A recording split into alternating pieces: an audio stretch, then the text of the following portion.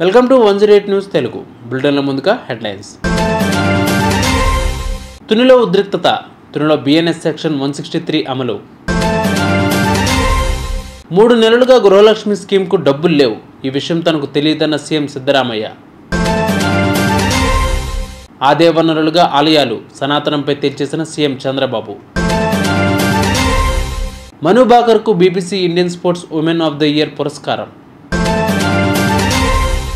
Tuni municipality పరిధిలో BNS section 163(2) అమలు చేస్తూ కాకినాడ కలెక్టర్ ఆదేశాలు జారీ చేశారు. ఈ ఉత్తర్వుల ప్రకారం సభలు, సమావేశాలు 5 కంటే ఎక్కువ మంది గుమిగూడడంపై నిషేధం అమలవుతుందని కలెక్టర్ పేర్కొన్నారు.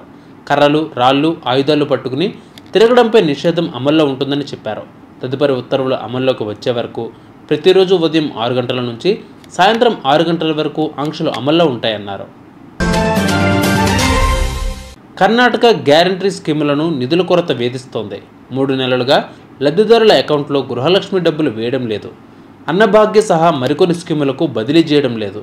ప్రస్తుతం ప్రభుత్వం వద్ద డబ్బులు లేవని, త్వరలోనే వేస్తామని డిప్యూటీ సీఎం డీకే శివకుమార్ తెలిపారు. 3 నెలలుగా డబ్బులు వేయడం లేదన్న సంగతి తనకు తెలియదని సీఎం సిద్ధరామయ్య అన్నారు. ఏదేమైనా స్కీములను కొనసాగిస్తామని స్పష్టం చేశారు సీఎం. తిరుపతిలో జరుగుతున్న అంతర్జాతీయ ఆలయాల సదస్సు 2025లో చంద్రబాబు చేసిన వ్యాఖ్యలు ప్రాధాన్యం సంతరించుకున్నాయి. తిరుపతిని జాతీయ ఆధ్యాత్మిక కేంద్రంగా తీర్చిదిద్దుతామని చంద్రబాబు వెల్లడించారు. శ్రీవారి కీర్తిని విశ్వవ్యాప్తం చేయాలన్నదే తమ లక్ష్యమని, దేశంలోని ప్రతి రాష్ట్ర రాజధానిలో టీటీడీ ఆధ్వర్యంలో శ్రీవారి ఆలయాలు నిర్మిస్తామని, వైదిక ఆగమ వ్యవహారాల్లో ప్రభుత్వ జోక్యం ఉండదని సీఎం స్పష్టం చేశారు. ప్యారిస్ ఒలింపిక్స్ 2024లో 2 కాంస్య పథకాలతో మెరిసిన భారత్ స్టార్ షూటర్ మను భాకర్కు BBC Indian sports woman of the year పురస్కారం దక్కింది. ప్యారిస్ ఒలింపిక్స్లో ప్రదర్శనకు గాను ఆమెకు ఈ అవార్డు లభించింది. క్రికెటర్ స్మృతి మంధానా, రెజ్లర్లో వినేష్ ఫోగాట్, గోల్ఫర్ అతిథి అశోక్, పారాషూటర్ అవని లేఖరా పేర్లు నామినేషన్లో ఉండగా భాకర్నే పురస్కారం వరించడం విశేషం. 22 ఏళ్ల ఈ క్రీడాకారిణి ఒకే ఒలింపిక్స్లో 2 పథకాలు గెలుచుకున్న మొదటి భారతీయ మహిళా షూటర్గా రికార్డుకెక్కిన విషయం తెలిసిందే. విమానం ల్యాండ్ అవుతున్న సమయంలో తిరగబడడంతో 15 మంది ప్రయాణికులు తీవ్రంగా గాయపడ్డారు. ప్రమాద సమయంలో విమానంలో 80 మంది ప్రయాణికులున్నారు. డెల్టా ఎయిర్లైన్స్కు చెందిన విమానం కెనడాలోని టొరంటో పేరెన్స్ విమానాశ్రయంలో ల్యాండ్ అవుతూ ఉండగా ఈ ప్రమాదం చోటు చేసుకుంది.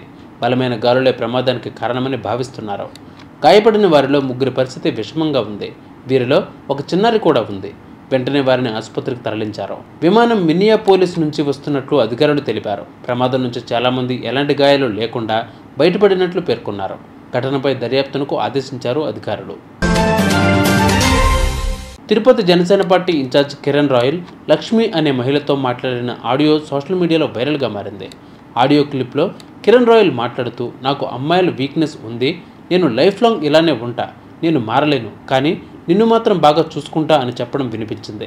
ఎన్నికల్లో తిరుపతి జనసేన నుంచి పోటీ చేయాలి అంటే 20 కోట్లు ఖర్చు చేయాలని అన్నారు. చివరకు నాకు సీటు లేదని చెప్పేశారు. అయినా ఏం పర్వాలేదు, ఏదో ఒక నామినేటెడ్ పదవి గ్యారంటీగా వస్తుంది, కూటమి ప్రభుత్వం రాగానే నీ డబ్బులు నీకు ఇచ్చేస్తా అని కిరణ్ రాయల్ చెప్పినట్లుగా ఆడియో ద్వారా తెలుస్తోంది. దీన్ని వైసీపీ పార్టీ తన అధికారిక ఎక్స్ ఖాతాలో షేర్ చేసింది. దీనిపై కిరణ్ రాయల్ స్పందన తెలియాల్సి ఉంది. నేను నా క్యారెక్టర్ అంతే, నేను ఆ పిల్లలు నువ్వు వెళ్తుంటాను, నా లైఫ్ లాగా అంతే ఉంటాయి. నేను అక్కడ నాకు ఏజ్ ఎవరు నట్టే ఉంటా. నాకు తెలియదు నా లైఫ్ లో నేను అంతే, నాకు నా క్యారెక్టర్ అంతే. నువ్వు నా లైఫ్ లో ఉంటావు, బట్ నేను చాలా అమ్మాయితో పోతా. నా పిచ్చిది, నా పిచ్చి, నాకు అమ్మాయిని పిచ్చి. నేను అంతే చెప్తున్నాను కదా, నా వీక్నెస్. నా వల్ల కాదు, నా వీక్నెస్. నువ్వు 10 ఏళ్ళు ఉన్నప్పుడే 10 మంది మార్చావు తెలుసా నీకు? నీకు తెలిసి నలుగురే, నీకు తెలియకు 4 మంది మార్చావు. ఇప్పుడు ఈ 7 నెలల్లో 5 మంది తొక్కున్నా నేను ఉన్నా. ఇదే తిరుపతి బ్రహ్మణుడు పవన్ ఇంటికి పోతాను నేరుగా, సీరియస్గా నా కూతురు మీద చెప్పు, ఇంటికి వెళ్తాను. తప్పు నా వయసు నాకు అమ్మాయిలు అట్టున్నారు. ఈ రోజు రా అని పిలుస్తున్నారు, ఏం చేయమంటావు? మీరు చాలా మగవాని కాదు.